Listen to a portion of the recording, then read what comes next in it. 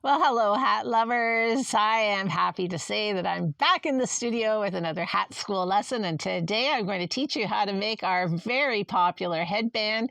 It's more like a hat band because it's shaped to sit really nicely on your head.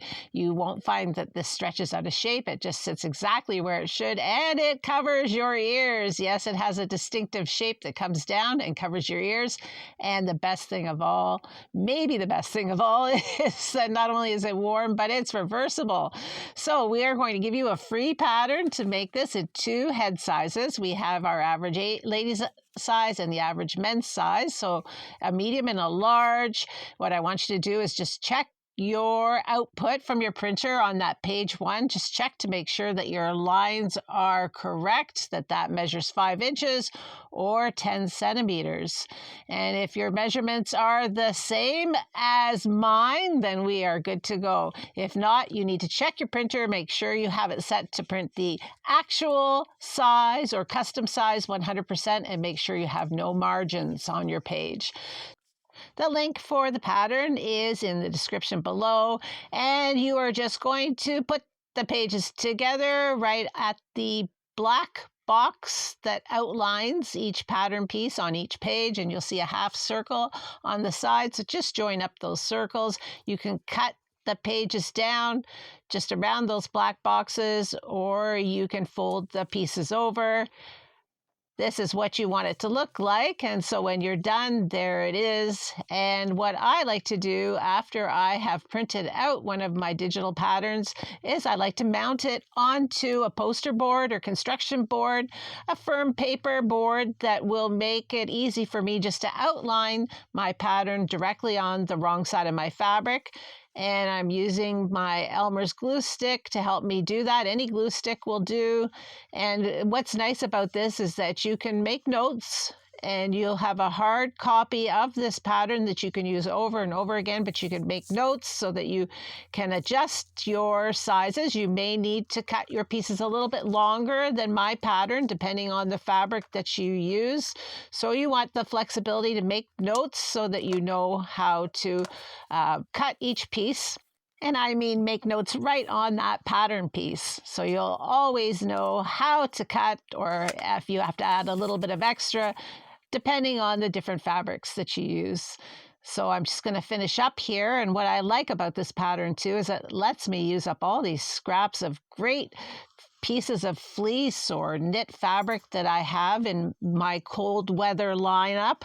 And it brings money into my bank account for doing so. This is one of our best-selling items, folks. I just came home from a little festival this weekend, and then pretty much that headband box was empty. People love this, and you are going to love it too. So let's get started. Let's make lots of these winter headbands, and you too can maybe top off your bank account with this sewing business winner. So I'm going to just trace around my pattern piece with my Sharpie marker, and I'm working on the back side of one of the 2 pieces that make up this winter headband.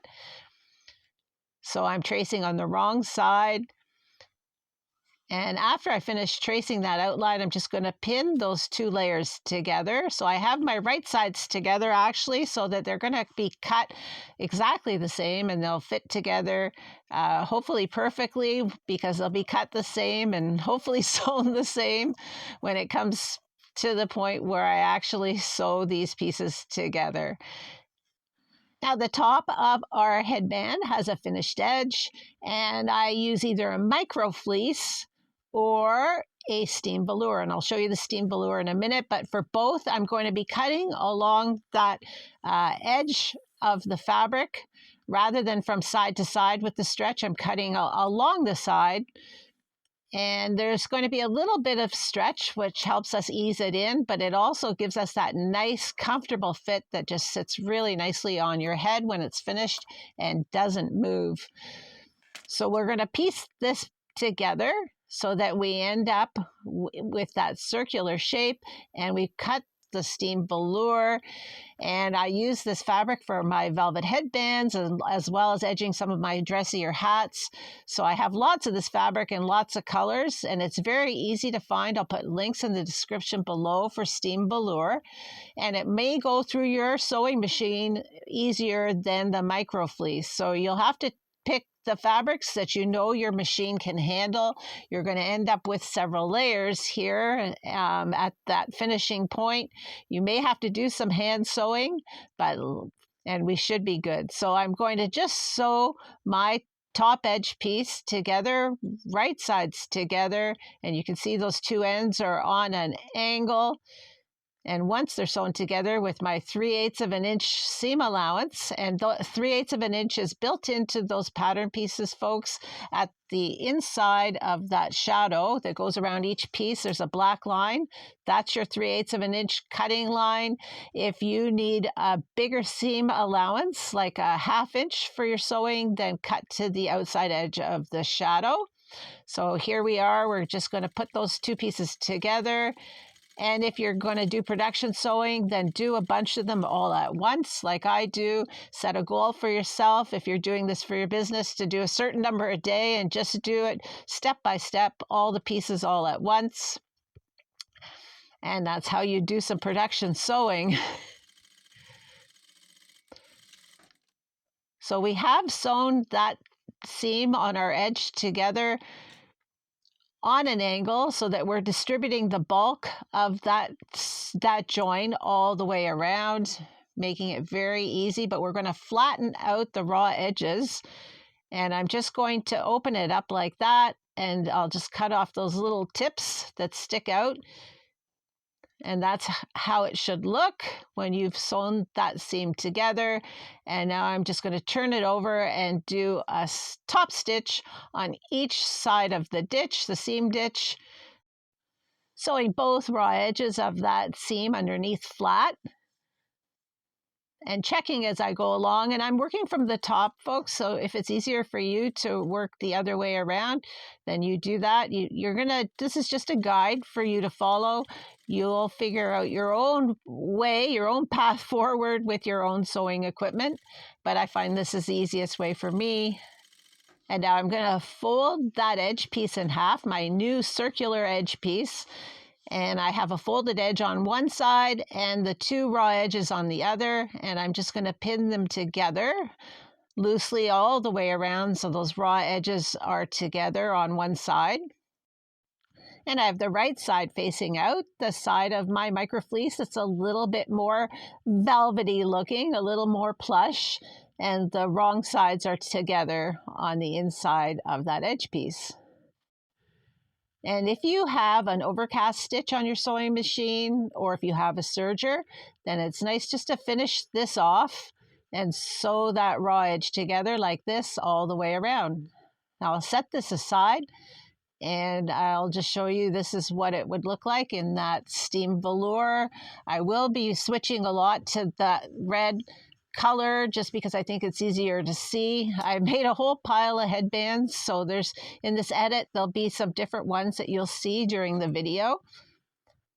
And so I'll take my pile because I'm doing some production sewing here, and I'm going to put my right sides together for the headband pieces.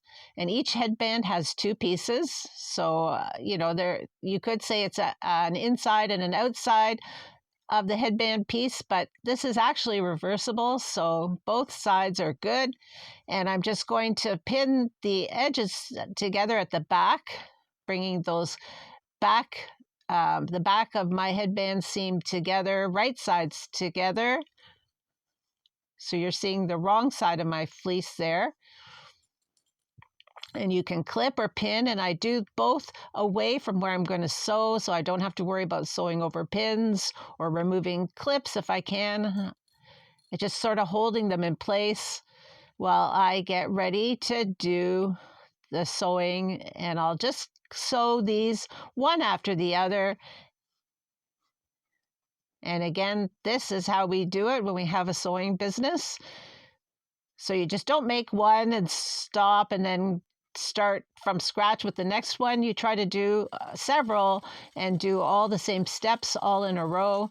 And this is helpful if you have to change your presser feed or your thread.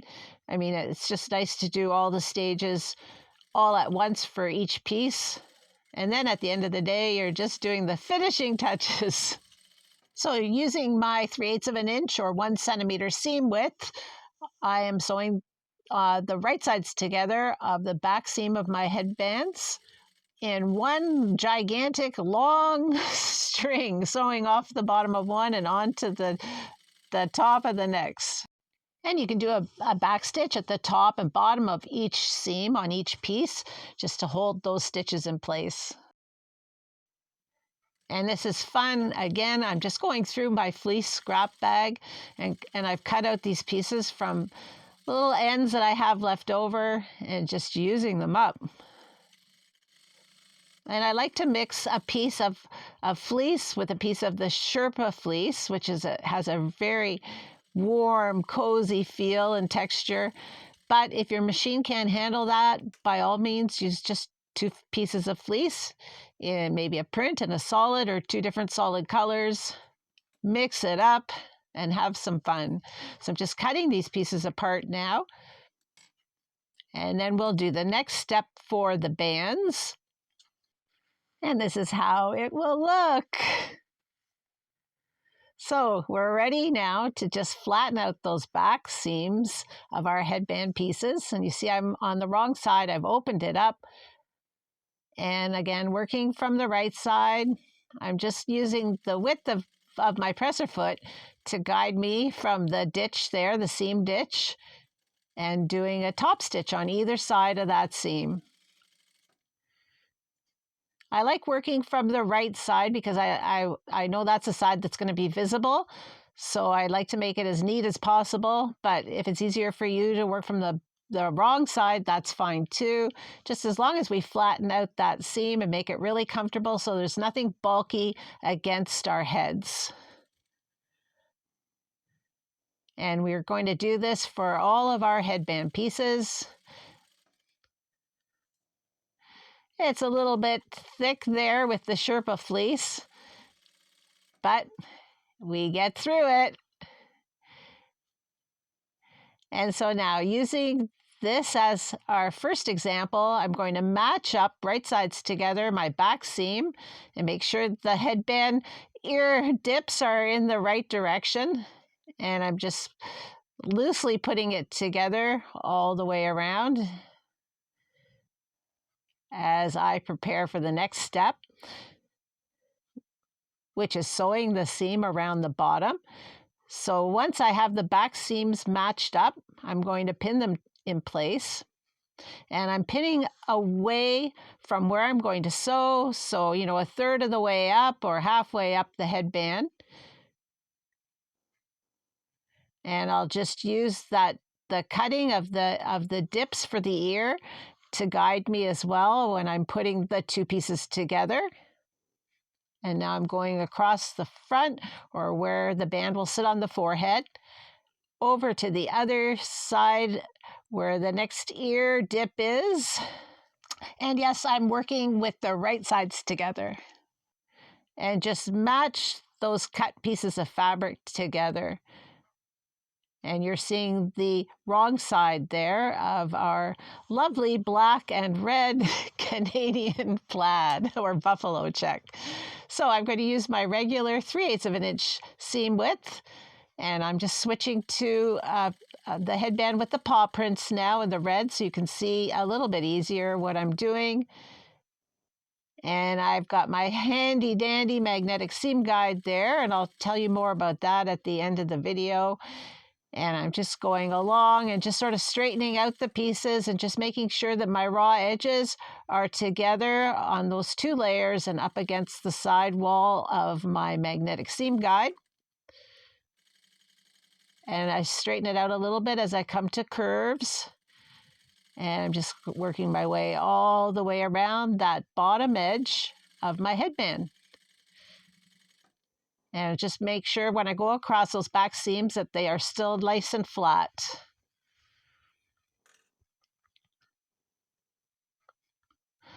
All right, so now I have my headband sewn together, the two pieces along the bottom. And I'm just going to open it up and pull it right out, opening up that back seam.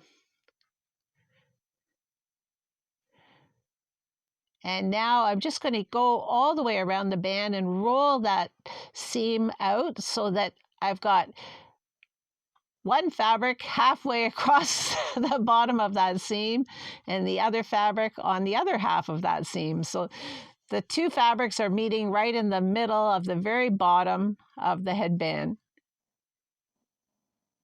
And because this is a plush fabric, it's very easy to see that they are well matched on each side of the seam. And they are truly centered at the very bottom. And I'm using my pins generously to help hold that in place. And I'll just go around and make sure that I haven't caused any wrinkles or any sort of ruffling, that everything is matching and the pieces are lying flat. And now I'm going to use my magnetic seam guide to give me about a 1/2 inch or 1 1/4 centimeters. And that is where I'm going to do a decorative stitch along the bottom. And so all my rough seam is inside, and where I'm sewing should be clear of the seam, of all the rough edges of the seam that's hidden inside the headband. And once I'm going around these curves, I'll just sort of push my pieces towards my magnetic seam guide. The flat wall of the guide helps give me that perfect, very professional looking, neat job. And I know some of you have commented before on my other videos, because you know I use my magnetic seam guides all the time, that you may have computerized machines and you can't use a magnetic seam guide. Well, I would suggest that the magnet strength of these magnets are certainly no match for your machine. And in fact, a lot of machines have addressed this now, and maybe if you look up your machine online, you'll see that you can actually use these magnetic seam guides with your machine, but check for sure if you're worried about that. And so that's how it should look. And I'm just going to add some more pins now, and I'm pulling it out from the bottom to the top, just so that these two layers are going to be perfectly matched up. So the wrong sides are together, of course, but I don't want any puckering or any distortion. I want this to sit beautifully on both sides. And inevitably, you're going to end up maybe with a bit of one fabric poking up over the top edge of the other. And we will address that, but I'll do about an edge stitch. And if you have a lot of fabric on one side that's poking up, then just follow the fabric that's shorter and do an edge stitch, just joining them together at the top and closing that headband up.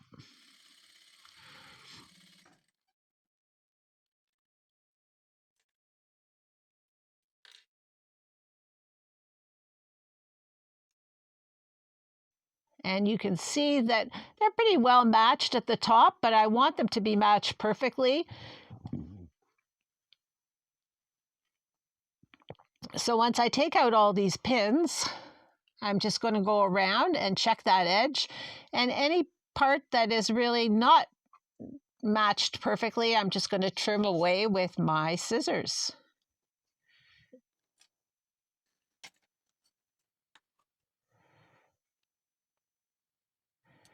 And with the Sherpa, you can see it's quite more distinctive.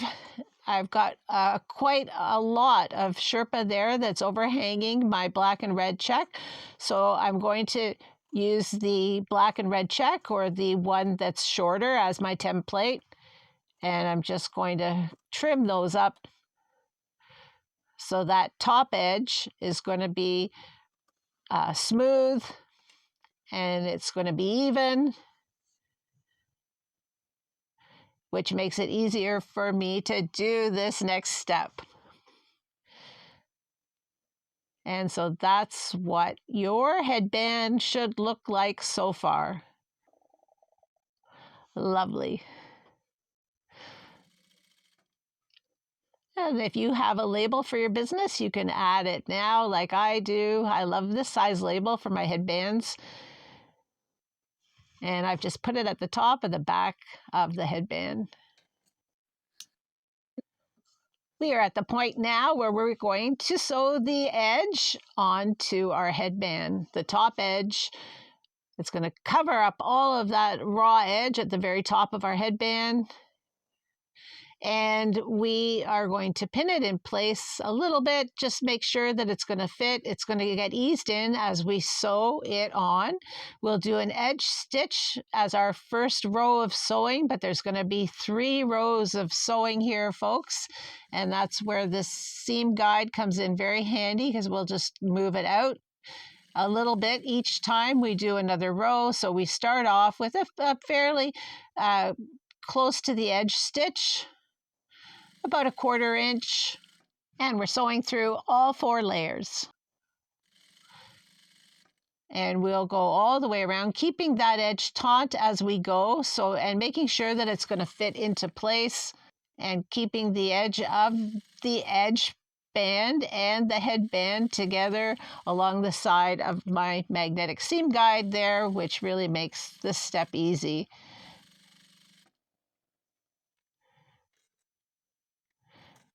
So we've got it sewn on now on one side. I generally put it on the print side. I start my process on the print side if I have a print and a solid.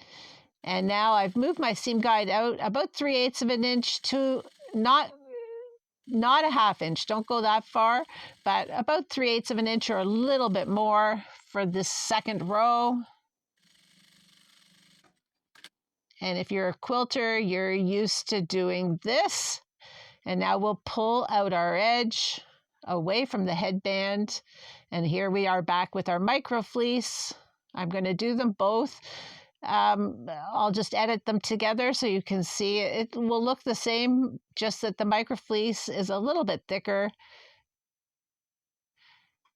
And so you may not want to go quite as far with that second row if you're using micro fleece, but after your first one, you'll know how far you need to make that second row of sewing. You want the edge to fold over now and enclose that top raw edge of the headband. And if it helps to clip and fold that in place before you actually start sewing, then by all means do that. And then you can just remove the clips one by one as you sew down row number 3.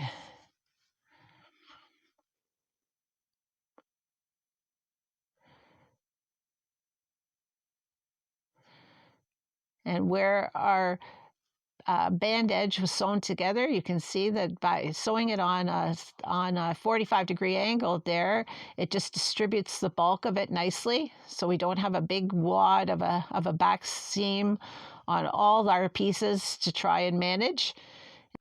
So we're going to move our seam guide a little bit further away from the presser foot again, and we're at about the 1/2 inch mark, or just inside that 1/2 inch line on our presser plate.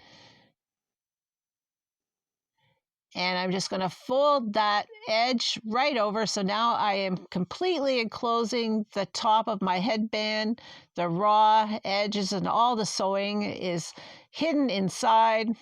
And I've got a nice fold there, and I'm pulling it taut, but the clips are helping to keep it in place. And I'm just going to slowly go around, catching that edge close to the bottom, but the seam guide is giving me a consistent depth away from the top of the headband. And I want to make sure that I catch all of that folded edge. So I keep my needle to the right of the very edge of my edge. And just take your time, folks. Once you've done this a couple of times, you'll get the hang of it. And you can see this is what it looks like on the other side. And it's a little bit more challenging with the microfleece because it is thicker than the velour. But again, you have this beautiful result on the other side. This last row of sewing is definitely the hardest part about making this headband. Probably the only reason I would say it might be an intermediate sewing project, but it's also the tail end of your learning curve if you're a beginner, because once you've mastered this, then you are really ready to move on to more challenging projects. But you'll feel so good about this one. And if you have any questions or comments, this is a good time to leave them below, and I will reply as quickly as I can. And that's how it should look. Nice on both sides. Ta-da! Warm and cozy, perfect for those cool temperature climates, and it fits so nicely under a hood too. Covers the ears. What's not to love? And there is our micro fleece topped headband. And just trim off a few of those last threads, but you can see the difference in the thickness there.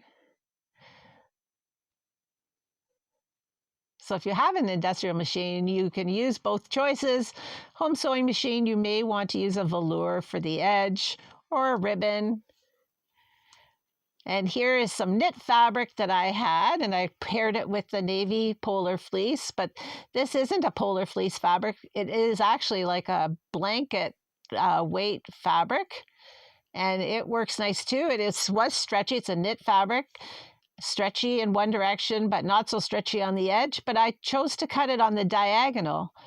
And I always like cutting this kind of fabric on the diagonal. I think it just adds a little bit of interest, especially with all those colors and the checks.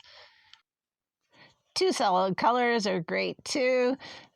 And how fun are these new magnetic seam guides? I got these from Amazon, and they're available all over the world. They have different edges underneath that you can rest your fabric up against. I've only used the straight edge myself so far, but I'm so surprised and pleased how strong they are.